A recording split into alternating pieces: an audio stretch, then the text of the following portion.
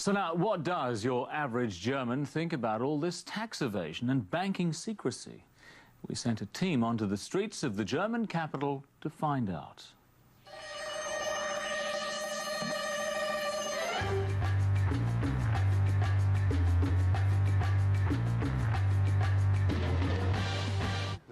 It's outrageous. If you've got $1 million, you take it outside the country. And ordinary citizens like us have to pay tax on everything.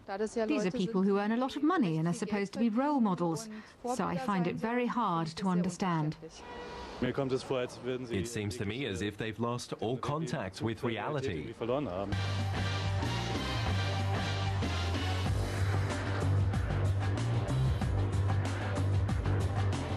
I have to say I'm very exact, otherwise I have a bad conscience. The honest taxpayer suffers.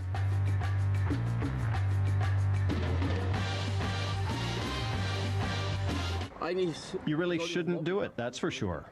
But what's gone on here really takes the cake.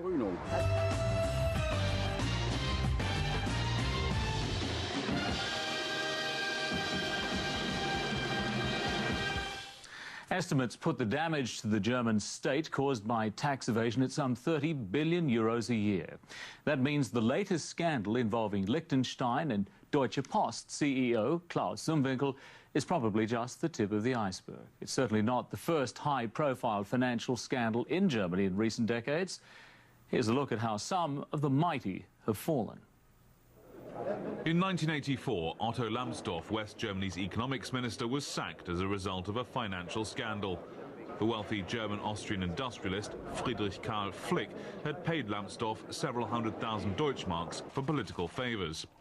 None of the money had been declared to the tax authorities. The Flick affair turned into the largest financial scandal in post-war German history. Lambsdorff, leader of the junior coalition party, the Free Democrats, was tried on corruption charges.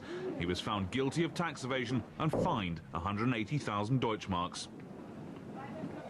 This tax fraudster was one of the central characters in another real-life political thriller. Ludwig Holger Pfahls, Deputy Defence Minister under CDU-Chancellor Helmut Kohl. He accepted payment from an arms dealer, Karl-Heinz Schreiber.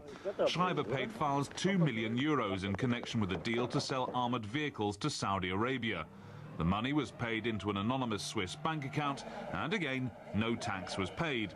After fleeing, Pfahls was finally arrested in 2004. A year later, he was sentenced to 2 years and 3 months in jail. During his sporting career, German tennis player Boris Becker was nearly always a winner. But when he lost a court case in October 2002, he also lost his reputation.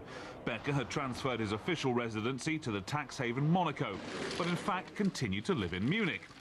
That cost the German authorities €1.7 million in lost taxes, so the tennis star was lucky to stay out of prison. The Munich court handed down a 2-year suspended sentence, and Becker had to pay a fine of €500,000.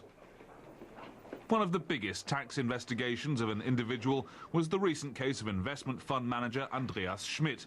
He persuaded investors to buy into his media fund to the tune of €630 million. But the money didn't flow into film productions as had been promised. Instead, it flowed mainly into secret bank accounts. A court in Munich found Schmidt guilty of defrauding the taxman of €55 million. He was sent to jail for 6 years.